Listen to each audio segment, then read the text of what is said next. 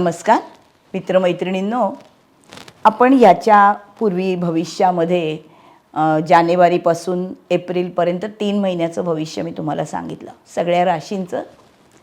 पण त्याच्यामध्ये मला अनेकांनी असं मला सांगितलं की हे 3 महिन्याचं म्हणजे आम्हाला 3 महिन्यानंतर प्रत्येक महिन्याचं शोधायचं, प्रत्येक महिन्याला मग 3 महिन्यानंतर पुढचं असं नको, तुम्ही दर महिन्याचं भविष्य टाका. त्यामुळे तुमच्या आग्रहास्तव मी आता दर महिन्याचं भविष्य सांगायचं ठरवलं. म्हणून आत्ता मेष ते मीन या राशींचं 20 एप्रिल ते 19 मे या 20 एप्रिल 2026 ते 19 मे 2026 या एका महिन्याचं भविष्य मी तुम्हाला सांगणार आहे. महिन्याचं भविष्य प्रत्येक राशीचं आहे. त्याच्यात यावेळेला एक थोडासा सूक्ष्म बदल आहे जो तुमच्यासाठी अजून चांगला आहे. तो असा आहे की आपल्याला आत्तापर्यंत इतके एपिसोड बघून सगळ्यांनाच कळलं, ज्यांना अभ्यास माहिती नाही त्यांनासुद्धा, की प्रत्येक राशीमध्ये 3 नावं येतात नक्षत्रांची. म्हणजे ह्या 3ही नक्षत्रांमध्ये हा चंद्र असतो, म्हणजे तुमची रास असते. आणि प्रत्येक राशीचा स्वामी असतो तसा नक्षत्राचा पण स्वामी असतो. त्याच्यामुळे प्रत्येक राशीची माणसं ही 3 नक्षत्रांच्या वेगळ्या वेगळ्या स्वभावाची असतात. आणि प्रत्येक राशीला येणारे सगळे ग्रह जे गोचर करतात समोरून तुमच्या, ते वेगवेगळं फळ देत असतात. त्यामुळे ह्या एकाच राशीसाठी म्हणजे मेष राशीसाठी, वृषभ राशीसाठी, असं प्रत्येक राशीसाठी त्या राशीमध्ये असणारं प्रत्येक नक्षत्र ज्यांचं आहे त्यांनी बघायचं की आपल्या नक्षत्रासाठी हा महिना कसा आहे. इतकं स्पेसिफिक प्रत्येकासाठी मी सांगणार आहे. चांगलं आहे की नाही? चला आपण तयार राहूया. आपल्या कुंडलीमधली आपली रास आणि नक्षत्र घेऊन समोर बसा. सुरुवात करूया 20 एप्रिल 2026 ते 19 मे 2026चं प्रत्येक राशीचं सर्वांसाठी असणारं राशी भविष्य. पहिली रास आहे मेष. 20 एप्रिल 2026 ते 19 मे 2026 मध्ये सगळे ग्रह या राशीसाठी काय काम करणार आहेत आणि प्रत्येक माणसासाठी म्हणजे व्यावसायिक असतील, नोकरदार असतील, लहान मुलं असतील, विद्यार्थी असतील, गृहिणी असतील, मित्रमंडळींच्याबद्दल काय भविष्य असेल किंवा परदेशी जाण्यासंबंधी काय असेल, स्पर्धा परीक्षांमध्ये काय असेल, संततीची ज्यांना अपेक्षा आहे त्यांच्यासाठी काय असेल, असं विविध प्रकारचं भविष्य आपण प्रत्येक राशीचं बघतोय. आता बघूया मेष राशीचं. या मेष राशीमध्ये 3 नक्षत्र येतात, अश्विनी, भरणी आणि कृत्तिका. प्रत्येकाने आपली कुंडली घ्या, आपलं नक्षत्र कुठलं आहे बघा.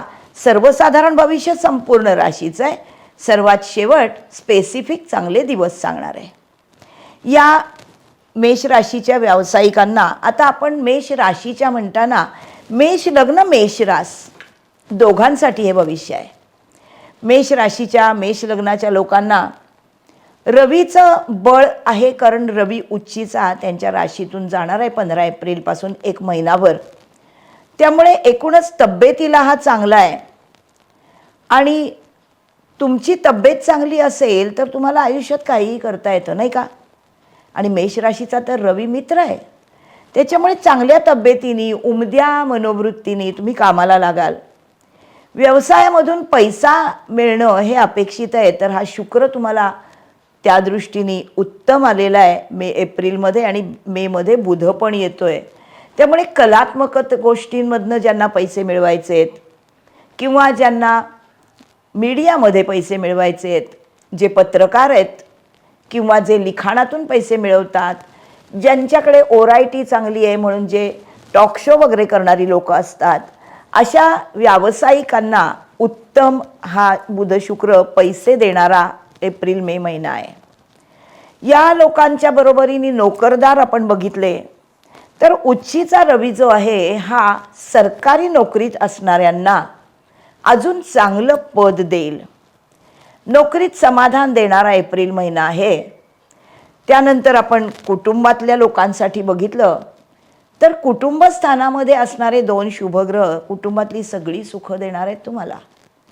जे काही तुम्हाला पैशाची अपेक्षा आहे, ज्या मजेची अपेक्षा आहे, एंटरटेनमेंटची अपेक्षा आहे, कुटुंबामध्ये असणाऱ्या सगळ्या माणसांबरोबर तुम्ही मस्त एन्जॉय कराल.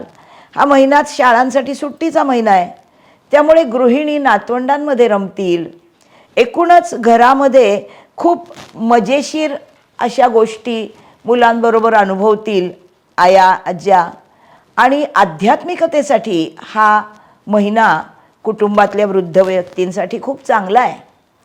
त्यांना समजा गूढ ज्ञानाकडे जाण्यासाठी कुठं जायचं असेल तर शुक्राची चांगली साथ आहे. भरणी नक्षत्राच्या लोकांना तर जास्त चांगले, कारण ते शुक्राचं नक्षत्र आहे. त्याच्यामुळे कुठे प्रवास करून तीर्थक्षेत्री जायचं असेल तरी हा महिना तुम्हाला चांगला आहे. विद्यार्थी वर्गाला तर मजेचाच महिना आहे, कारण सुट्टी लागलेली आहे. त्यामुळे तुम्हाला ज्या काही हॉबीज करायच्या आहेत, शिकायचं आहे, गुरु तुमच्या तृतीयातनं तिसरा गुरु चाललेला आहे, हा मीडियाच्या स्थानामधनं आहे आणि तो तुमचं कलाकौशल्य दाखवतो. त्याच्यामुळे अनेक प्रकारच्या संधी हा गुरु तुम्हाला आणेल. हा मिथुनेमध्ये आहे आत्ता, त्याच्यामुळे मीडियाच्या स्थानामध्ये आहे. म्हणून ज्यांना नाट्य प्रशिक्षण शिबिराला जायचं आहे, ज्यांना गाण्याचे हंगामी क्लास लावायचे आहेत, ज्या विद्यार्थ्यांना आपल्यात असलेलं पोटेन्शियल दाखवण्यासाठी कुठेतरी प्रायोगिक रंगभूमीवर काहीतरी प्रयोग करावेसे वाटत आहेत, ओळखीमधून अगदी खुशाल करावेत, हे त्यांच्यासाठी खूप चांगले दिवस आहेत. संततीसाठी बघायला गेलं तर गुरु हा पंचमाचा म्हणजे संततीच्या स्थानाचा कारक आहे आणि मेष राशीच्या कुंडलीमध्ये, मेष लग्नाच्या कुंडलीमध्ये तो संततीच्या दृष्टीने चांगलं काम करणार आहे. पण राहू या गुरुकडे बघतोय, त्याच्यामुळे काळजी मात्र घ्यावी लागेल. जे नवीन लग्न झालेल्या नवरा बायकोंना संततीची अपेक्षा आहे त्यांनी काळजी मात्र घ्यायची आहे. डॉक्टरकडे वेळच्या वेळी जायचं आहे. परदेशागमन करण्याची संधी कोणाला येईल तर हा गुरु आहे, हा समोर स्वतःच्या धनुराशीकडे बघतोय. धनुराशी गुरुची मूलत्रिकोण रास आणि ही निसर्ग कुंडलीप्रमाणे भाग्यातली म्हणजे लांबच्या प्रवासाची, परदेश प्रवासाची संधी आणणारी रास आहे. गुरु त्या राशीकडे बघतोय, त्यामुळे त्या संधी तुम्हाला येणार आहेत. आणि राहू जो आहे, हा राहू या मेष लग्नाच्या कुंडलीला लाभात आलाय, 11वा, मेष राशीला 11वा आलेला आहे, त्यामुळे तो लाभ देणार आहे. आता कशा कशाचे लाभ देईल तर हा आहे शनीच्या राशीमध्ये आणि हा लाभस्थान म्हणजे शनीच्याच परत दुसऱ्या राशीचा स्वामी आहे. त्याच्यामुळे मुळात मेष राशीच्या, मेष लग्नाच्या लोकांना कष्टाची कमी नसते. ते भरपूर त्रास घेतात, स्वतःला कष्ट करतात, टू द पॉईंट फोकस्ड असतात. मंगळ जेवढा चांगला असेल तेवढे ते जास्त फोकस्ड राहतात. मीनेमध्ये असलेला मंगळ हा त्यांना फारसा संधी आणणार नाही आहे, पण त्याच्याबरोबर असलेला बुध जो आहे हा यांना उत्तम विचारवंत किंवा तुमच्या विचार करण्याच्या पोटेन्शियलमधून चांगल्या विचारांची माणसांच्या बरोबर राहून चांगली कामं कशी करावीत याच्यासाठी लीडरशिप कशी असावी आणि हा राहू 11वा त्यातून तुम्हाला फायदा देणार आहे. त्यामुळे आत्तापर्यंत तुम्ही पाहिलं व्यावसायिक, नोकरदार, गृहिणी, कुटुंबातली म्हातारी माणसं, मुलं, सगळ्यांना हा मेष राशीच्या लोकांना चांगला आहे हा महिना. आता आपण बघायचं आहे की तुमच्या प्रत्येक नक्षत्राला नक्षत्र जे अश्विनी आहे, भरणी आहे आणि कृत्तिका आहे, तर अश्विनी नक्षत्र ज्यांचं आहे मेष राशीतलं, बघा आपलं आहे का? अश्विनी नक्षत्रवाल्यांनी लक्षात द्या की तुम्हाला एप्रिल महिन्याची 21 आणि 22 तारीख अप्रतिम परिणाम देणार आहे. मे महिन्यामध्ये 9, 10, 13, 15, 16, 17, 18 इतके दिवस मे महिन्याचे पण तुमच्यासाठी चांगले आहेत. अर्थात व्यावसायिकांसाठी व्यवसायाच्या निर्णयाला चांगले आहेत, गृहिणींसाठी घरातल्या गोष्टींसाठी चांगले आहेत, म्हाताऱ्या माणसांसाठी अध्यात्मासाठी चांगले आहेत, विद्यार्थ्यांसाठी नवीन नवीन गोष्टी, कारण मेष राशीची माणसं कोणीही असो ते कायम एन्थुझियास्टिक, प्रचंड उत्साही, अतिशय एनर्जीची ही रास असल्यामुळे एनर्जेटिक असतात. आत्ता रवी जेव्हा त्यांच्या राशीत आला आहे तेव्हा ते एनर्जी अजून द्विगुणित झालेली आहे. हिला योग्य ती दिशा दाखवण्याचं काम गुरु आणि मुळातला बुध जो चांगला आलेला आहे तो करतोय. आणि अश्विनी नक्षत्रामध्ये जे रेडिमिटेडनेस आहे, जो गतिमान आहे, गतिमानता आहे, जे मशीनची आवड आहे या सगळ्या गोष्टींना विद्यार्थी असतील त्यांना तर या दिशेने काम करण्यासाठी, या दिशेचं शिकू का याच्या प्रायोगिक शिक्षणासाठी ही चांगलं आहे हा महिना. भरणी नक्षत्र जे आहे त्याचा स्वामी शुक्र आहे, यांच्यासाठी कुठले दिवस चांगले आहेत? 21 एप्रिल, 22 एप्रिल, 24 एप्रिल, 2, 8, 9, 10 आणि 16 मे.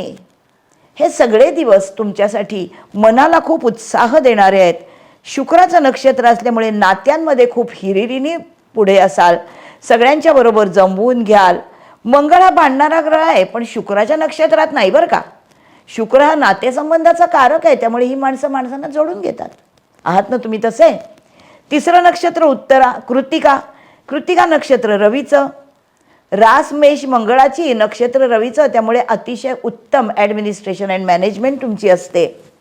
अतिशय रेडिविटेड, अतिशय तडफदार, स्ट्रेट फॉरवर्ड, उत्साही, गतिमान असं हे व्यक्तिमत्व असतं. फक्त या नक्षत्रामधल्या लोकांनी थोडीशी काळजी काय घ्यायची असते की अस्थाने टीका करायची नाही. अर्थात ते लीडर असतात, त्यामुळे त्यांच्या टीकेतनं माणसं पॉझिटिव्हच अर्थ काढतात, निगेटिव्ह काहीच नाही. यांना चांगले दिवस कुठले?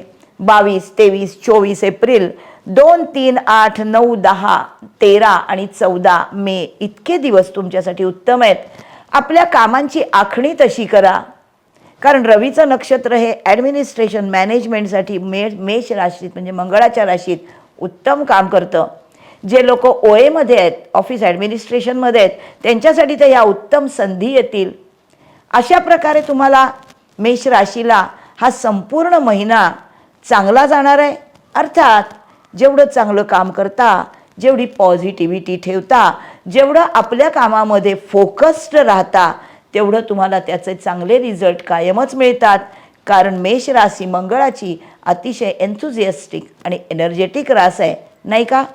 आपल्या सगळ्या राशींमधलं तुम्ही जे आपल्या आपल्या नक्षत्राचं लिहून घेतलं आहेत ना, तर तुमच्या नक्षत्राप्रमाणे हा महिना तुम्हाला कसा जाणार आहे तुम्हाला कळलं आहे. आपला चंद्रकुंडलीत चांगला आहे, त्यामुळे आपण पॉझिटिव्ह आहोत.